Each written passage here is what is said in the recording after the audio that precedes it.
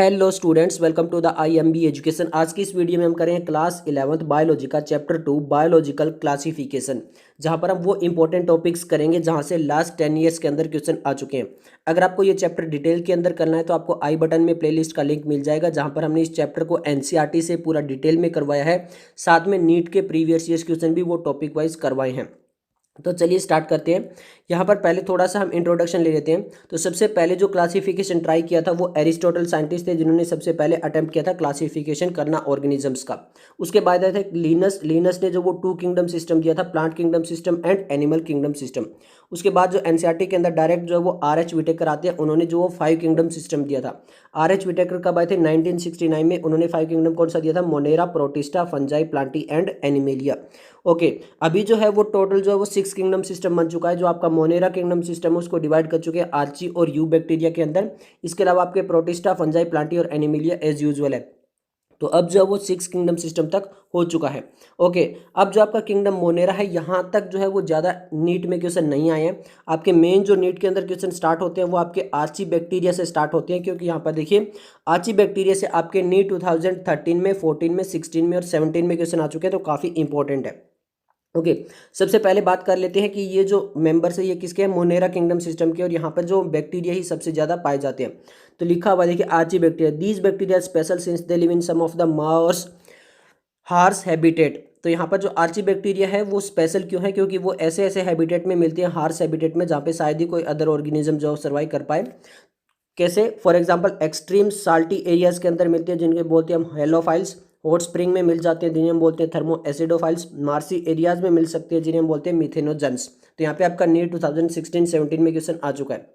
Okay, इसके अलावा ये डीप ओशन के अंदर मिल सकते हैं, वहाँ पे where no sunlight is present, जहाँ पर सनलाइट नहीं होती है वहाँ पर भी जो है आपको डीप ओशन के अंदर ये मिल जाते हैं। यहाँ से आपका नीट 2013 में क्वेश्चन आ चुका है। ओके, अब आर्ची बैक्टीरिया जो वो अदर बैक्टीरिया से डिफर क्यों है? तो यहाँ पे लिखा हुआ है देखिए, archaebacteria differ from other bacteria in having a different cell wall structure. क्योंकि जो इसकी सेल वॉल होती है वो अदर बैक्टीरिया से थोड़ी सी डिफरेंट होती है स्ट्रक्चर के अंदर।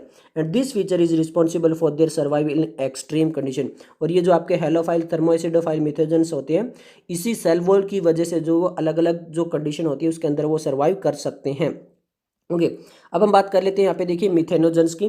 तो methanogens are present in the gut of several ruminant animals. जो मिथेनोजेंस होते हैं वो रूमिनेंट जो एनिमल्स होते हैं, जैसे आपकी काव हो गई, बफेलो हो गई, उनके अंदर मिलते हैं। And they are responsible the production of methane. और ये ही जो आपके मीथेन जो बायोगैस प्लांट लगता है, तो वहाँ पर जो आपके बायोगैस बनाने में जो मदद करते हैं वो ही है आर्ची बैक्टीरिया। और ये क्या करते हैं? मीथेन जो गैस होती है उसको प्रोडक्शन करते हैं वहाँ से, from the Dang of these animals. तो यहाँ से आपका नीट 2016 में आया हुआ क्वेश्चन है। ओके, अब हम बात कर लेते हैं यू बैक्टीरिया। यहाँ से भी काफ़ी क्वेश्चन आ चुके हैं आपके। देखिए नीट 2016, एआईपीएमटी 2012 में।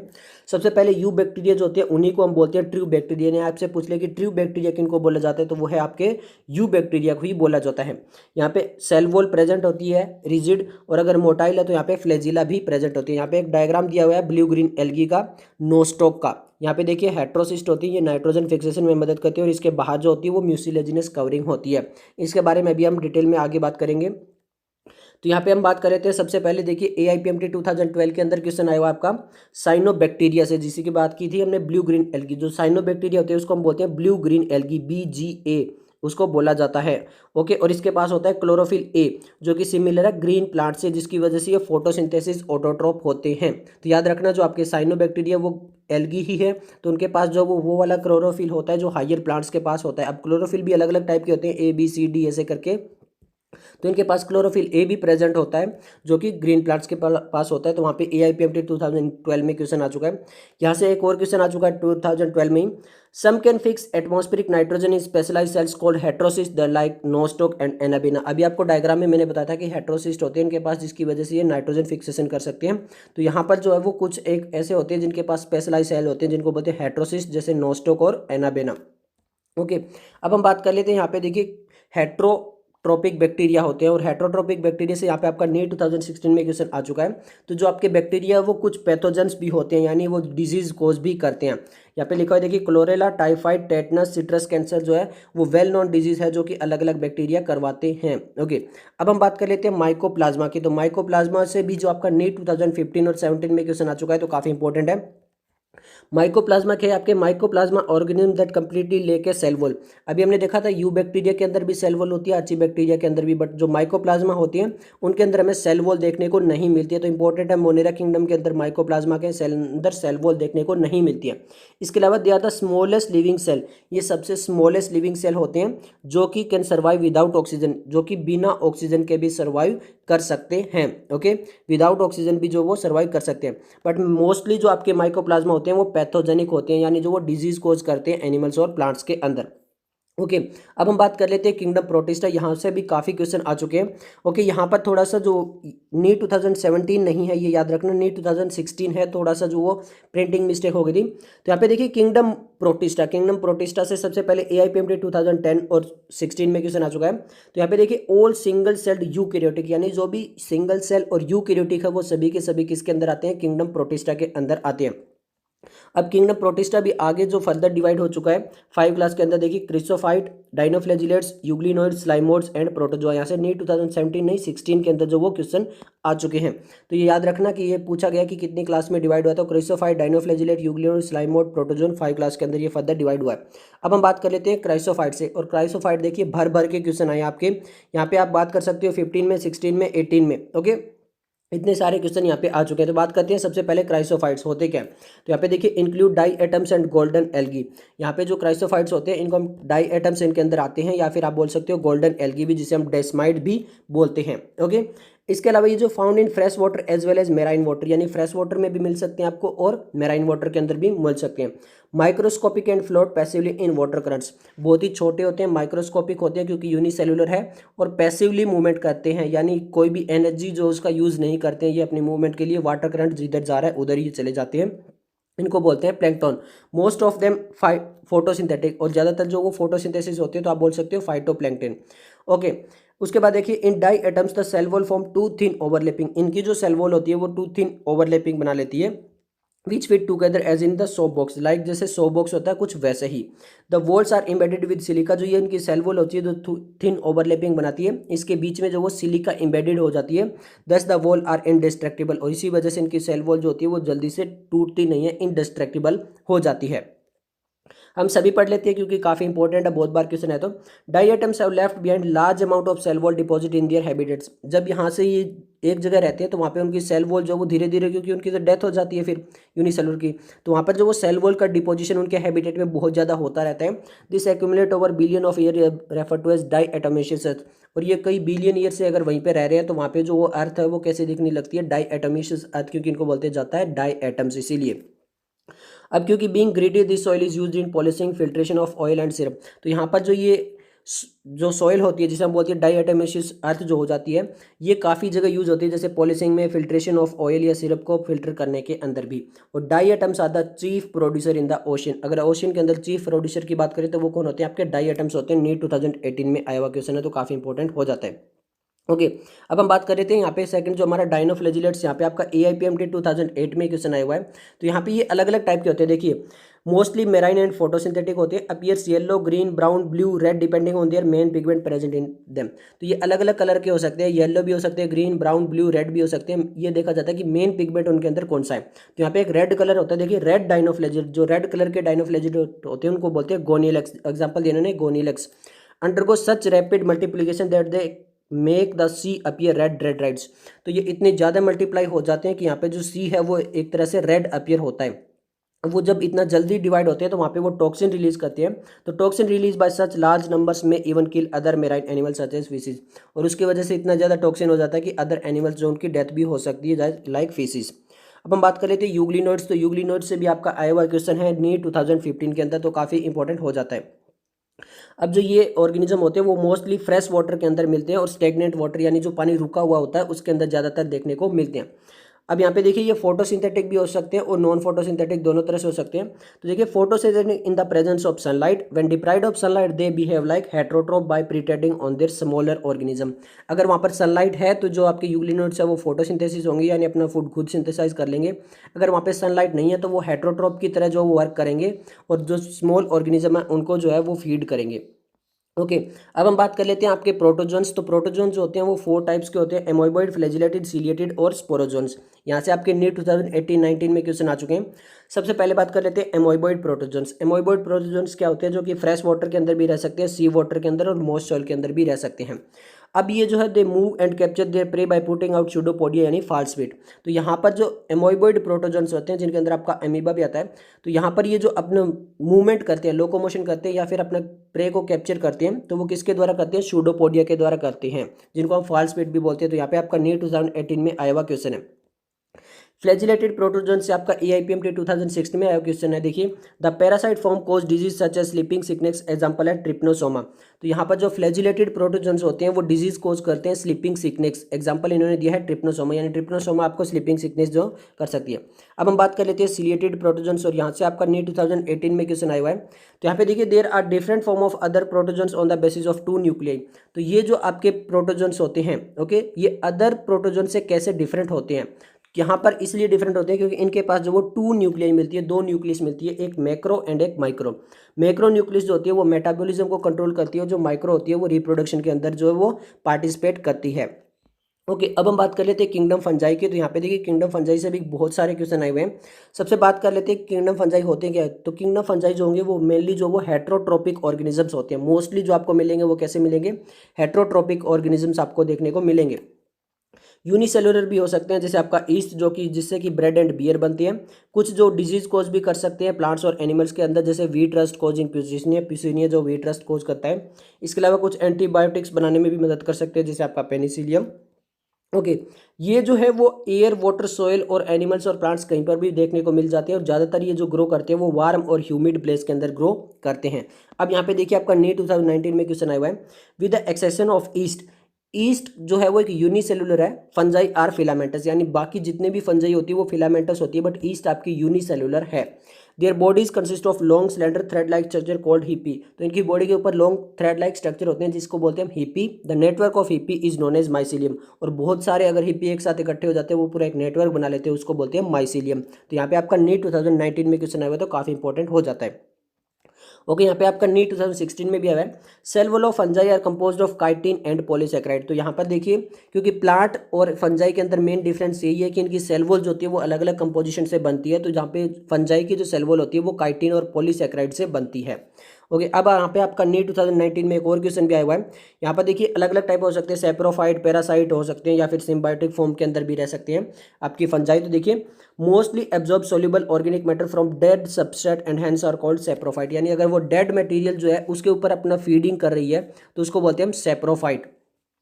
सम that depend on living plants और एनिमल्स, या फिर लिविंग प्लांट्स और एनिमल्स से जो अपना फूड पूरा ले रही है तो उसको बोलते हैं पैरासाइट। सिम्बायोटिक की फॉर्म में भी रह सकते हैं, for example in association with algae as lichen. अगर वो एल्गी यानी फंजाई और एल्गी के साथ मिलकर रह रही है तो वो बना लेती है लाइकन, और रूट ऑफ हायर प्लांट्स के साथ अगर रह रहे थे वो बना लेती है माइकोराइजा। तो यहाँ पे आपका नीट 2019 में आया हुआ क्वेश्चन है। रिप्रोडक्शन की बात करें, यहाँ पे 3 टाइप से हो सकता है, वेजिटेटिव, एसेक्सुअल एंड सेक्सुअल। ये भी फर्दर जो है वो 4 टाइप्स के अंदर डिवाइड है आपकी फंजाई, इसके अंदर phycomycetes, ascomycetes, basidiomycetes and deuteromycetes. तो यहाँ पर देख लीजिए, आपका ज़्यादा क्वेश्चन यहाँ से नहीं आए हैं, बट आपके एस्कोमाइसिटीज से आपका नीट 2015 में क्वेश्चन आ चुका है। नीट 2015 में देखिए क्या लिखा है, members like morels and truffles are edible and are considered delicious. तो जो आपके मोरल्स एंड टफल्स होते हैं वो किसके अंदर आते हैं, आपके एस्कोमाइसिटीज के अंदर आते हैं, और वो ज़्यादातर कैसे होते हैं, डिलीशियस होते हैं। ओके, अब हम बेसिडियोमाइसिटीज से बात कर लेते हैं। तो यहाँ से भी आपका नीट 2018 में क्वेश्चन आ चुका है रिप्रोडक्शन से रिलेटेड। तो जो बेसिडियो स्पोर्स होते हैं वो एक्सोजीनियसली बनते हैं, एक्सो मतलब बाहर, थोड़े से बाहर जो वो प्रोड्यूस होते हैं ऑन द बेसिडियम, बेसिडियम के बाहर जो वो लगते हैं। तो यहाँ पे याद रखना एक्सोजीनियसली या एंडोजीनियसली। तो एक्सोजीनियसली होते हैं, तो बेसिडियो स्पोर्स होते हैं वो एक्सोजीनियसली प्रोड्यूस होते हैं बेसिडियम के ऊपर। एग्जाम्पल दिया है वो भी यहाँ से भी इंपॉर्टेंट है, वो क्वेश्चन आ चुके हैं। एग्जाम्पल कौन सा, एगेरिकस जिसको हम मशरूम बोलते हैं, यूस्टिलागो जिसे स्मट बोलते हैं, प्यूसिनिया जिसे हम रस्ट बोलते हैं। तो ये भी सभी एग्जाम्पल जो बेसिडियोमाइसिटीज के, ये भी काफ़ी इंपॉर्टेंट है। अब हम बात कर रहे थे ड्यूटेरोमाइसिटीज से, तो यहाँ पे भी आपका नीट 2015 में क्वेश्चन आ चुका है। देखिए, सम आर सेप्रोफाइट, जो आपके ड्यूटेरोमाइसिटीज की बात कर रहा है, तो वहाँ पर कुछ ऐसी फंजाई होती है ड्यूटेरोमाइसिटीज की जो कि सेप्रोफाइट भी हो सकती है या फिर पैरासाइट भी हो सकती है। While most are decomposer, but ज़्यादातर जो वो केवल और केवल डीकम्पोजर होती है of literal happen mineral recycle, और मिनरल रिसाइकल के अंदर जो वो ड्यूटेरोमाइसिटीज ज़्यादातर मदद करती है। एग्जाम्पल याद रख लेना, अल्टरनेरिया, कोलेटोट्राइकम एंड ट्राइकोडर्मा जो वो इसके एग्जाम्पल है। ओके। अब हम बात कर लेते हैं वायरस, वायरॉइड, प्रायो एंड लाइकन। यहाँ से सबसे ज़्यादा क्वेश्चन आए हुए हैं और अभी तो ये जो है वो पूरा करंट में टॉपिक चल रहा है, तो यहाँ से भी क्वेश्चन आ सकते हैं। तो यहाँ पे देखिए नीट 2015 में, 16 में, 19 में क्वेश्चन आए हुए हैं। सबसे पहले बात कर लेते हैं MW बेजरनिक की। ओके, ये एक साइंटिस्ट है MW बेजरनिक। इन्होंने क्या कहा था?